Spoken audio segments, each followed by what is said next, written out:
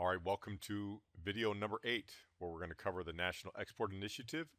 In this 9-video series about negative interest rates, I think now is a good time to recap and define what a negative interest rate is. We've gone a long way back in history, and I think it would be appropriate to kind of reestablish our baseline.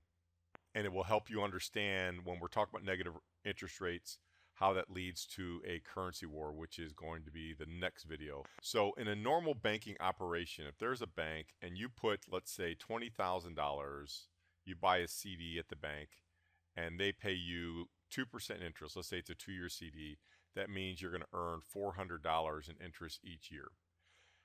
The bank is going to take this $20,000 and they're going to loan it to somebody, let's say for a car loan, and they're going to charge that person 6%. So they're charging 6, they're paying you 2, and they are netting 4%. That's how a bank makes money. This is under normal conditions. When negative interest rates are implemented, it does not work that way.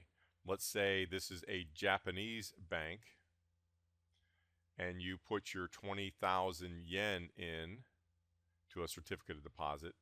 Instead of earning your $400, you're actually charged 0.025%. Why is the bank doing that? Because they don't want your money in the bank. They want you to take this yen out and do what? Buy another currency, preferably the US dollar. Why does a bank want to do that? Well, they want you to do that because that drives the value of the yen down and the price of the dollar up. Remember, if you're an export economy, you want your currency to be cheaper so your goods and services are less expensive in the world economy. This is one of the main reasons Japan and Europe are using negative interest rates, is this currency play, which we're going to get to. Another fundamental reason they don't want the money in the bank is they prefer this money to be out in the economy.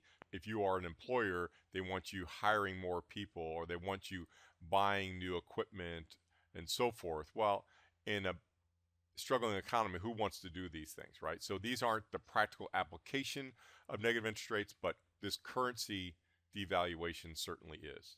So if we're leading into this concept of a currency war, all wars have a beginning and an end. So when did this one begin? Well, it actually began in January 2010 when President Obama, in his State of the Union address, announced the National Export Initiative,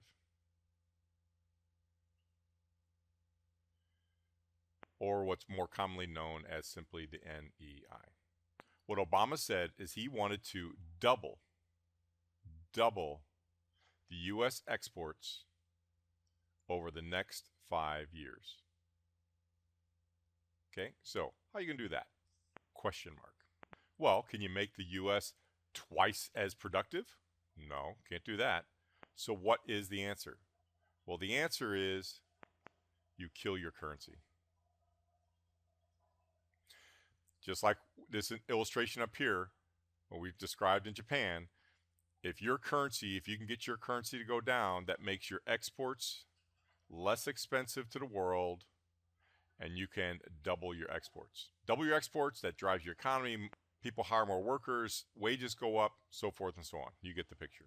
So now you should understand why we went back in history to learn all these lessons. For instance, in 1944, with the Bretton Woods Conference, where all currencies were pegged to the gold standard at $35, and the United States, the US dollar, was considered the world reserve. World reserve. Then in 1971, Nixon takes us off the gold standard, acquiesces control over to the International Monetary Fund. Gold immediately unpegs, and the first pegging point is set at $42 for a period of time. But instead of the IMF creating stability, it creates chaos. By 1980, we are at 15% inflation. We are at, thanks to Paul Volcker, we are at 20% interest rates, trying to slay that dragon.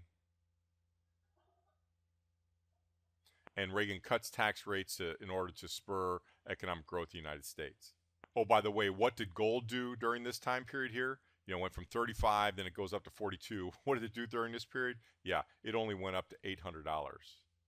So from here, then we go to 2010, where during this 1980-2010 period of time, this is the age of King Dollar, where we convinced the world, you know what? Nobody is directly pegged to gold anymore. It's not pegged to gold anymore, but because US dollar is the closest thing, just use us, invest in us, and continue on with this world reserve positioning. So all of this brings us to this time period here. It actually started just before January 2010. It actually started in September 2009 at the G20 meeting in Pittsburgh, where Obama released what was called his rebalancing plan. The rebalancing plan was for all the global players to shift their economies in a different direction. So you had China and Japan. Their rebalancing was to go from export economy to consumption. Then you had Europe. They were to go from export to investment.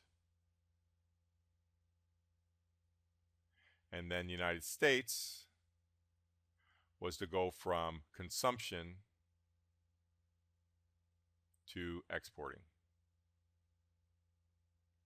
In effect, what we were saying is the U.S. was going to export more than the entire rest of the world, and this would grow the U.S. economy, and we would be the engine to pull everybody out of what? Out of what?